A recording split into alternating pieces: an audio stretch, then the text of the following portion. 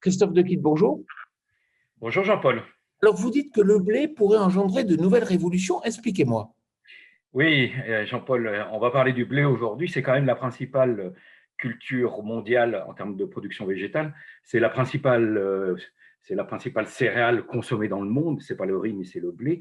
Et il y a deux phénomènes aujourd'hui qui m'ont un peu interpellé, dont je voudrais parler à nos auditeurs. Le premier, ça se passe en Russie.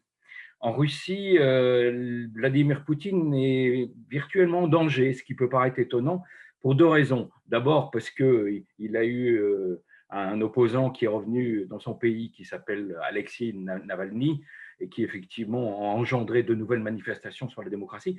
Mais plus étonnant, il y a une deuxième source d'insatisfaction, c'est la pénurie du blé et la pénurie d'un certain nombre de produits alimentaires qui ont engendré une inflation qu'on n'avait jamais vue en Russie depuis au moins 20 ans.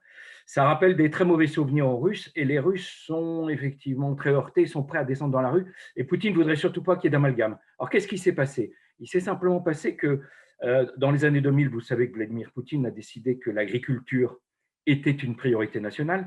Ils ont explosé dans toutes les matières premières, ils sont devenus parmi les premiers exportateurs, voire le premier exportateur de blé du monde.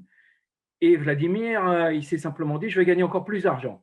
Donc, il a mis beaucoup de blé sur l'international pour enrichir la classe privilégiée et les principaux agriculteurs en dépit de son marché intérieur. Et donc, il s'aperçoit aujourd'hui qu'il a été trop loin. Donc, il a décidé deux mesures que les Argentins font régulièrement. D'abord, des quotas à l'exportation, ce qui est quand même pas très en accord avec des mesures comme le GATT et le marché international. Et la deuxième chose, des taxes à l'exportation extrêmement importantes. Alors, il a commencé en début d'année avec 25 euros par tonne exportée. On surenchérit le prix du blé sur le marché international. Et à partir du 1er mars, c'est-à-dire demain, on aura effectivement 50 euros. Il va doubler ses taxes. Alors, la première conséquence, c'est que sur ces marchés traditionnels, ça va peut-être grincer un peu.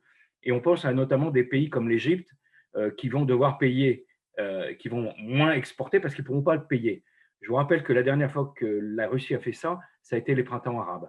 C'est-à-dire que ça a été des révolutions dans le monde. Donc ça, c'est la première chose que je voulais dire, c'est la Russie. Le deuxième pays, c'est l'Inde. L'Inde est le deuxième pays producteur au monde de blé.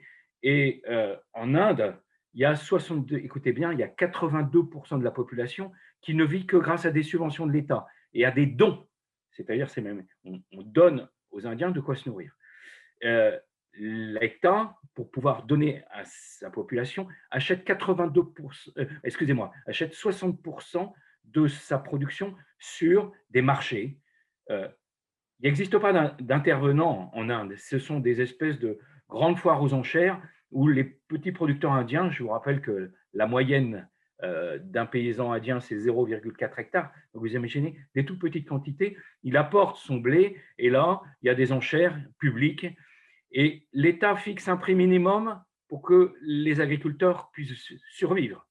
Donc, il achète 60% de cette collecte pour pouvoir la reverser sous la forme de dons, mais surtout pour pouvoir faire vivre ces agriculteurs. C'est une politique qui ne peut plus tenir.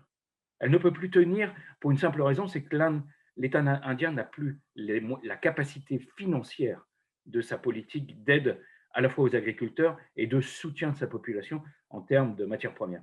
Donc, ils ont décidé de privatiser ces mandis, ça s'appelle les mandis, ces grandes foires agricoles où on vend le blé, ça s'appelle les mandis, ils veulent privatiser, c'est-à-dire arrêter les mandis. Les 600 millions d'Indiens ne peuvent pas supporter ça. Je vous rappelle qu'il y a 300 millions d'Indiens, agriculteurs indiens, qui se suicident chaque année.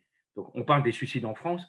L'Inde est le pays où on se suicide le plus pour des questions de revenus.